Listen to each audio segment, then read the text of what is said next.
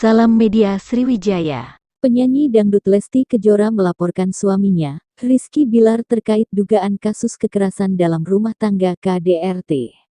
Peristiwa itu terjadi setelah adanya isu perselingkuhan. Mendengar Rizky Bilar selingkuh, Lesti Kejora meminta untuk dipulangkan kepada orang tuanya. Tapi Rizky Bilar justru emosi. Hal itu tertuang dalam kronologi tertulis di Polres Jakarta Selatan.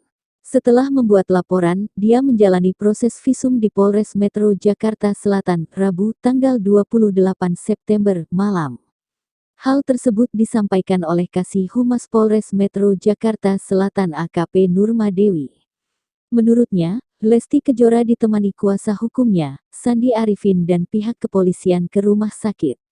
Kami, polisi, mengantar ke rumah sakit untuk visum, kata Nurma saat ditemui di kantornya Kamis 29/9.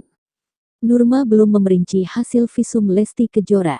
Dia mengatakan hal tersebut masuk dalam materi penyelidikan. Nurma hanya memastikan pihaknya bakal segera memanggil Rizky Bilar untuk dimintai keterangan. Selain itu, penyidik juga akan memanggil saksi yang mengetahui hubungan Rizky Bilar dan Lesti Kejora.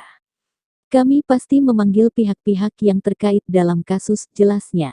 Sebelumnya, Lesti Kejora melaporkan Rizky Bilar ke Polres Metro Jakarta Selatan, Rabu, 28/9, malam. Kabar tersebut spontan membuat netizen heboh lantaran Rizky Bilar dan Lesti Kejora selama ini jauh dari gosip miring. Atas laporan tersebut, Rizky Bilar terancam hukuman maksimal 15 tahun penjara.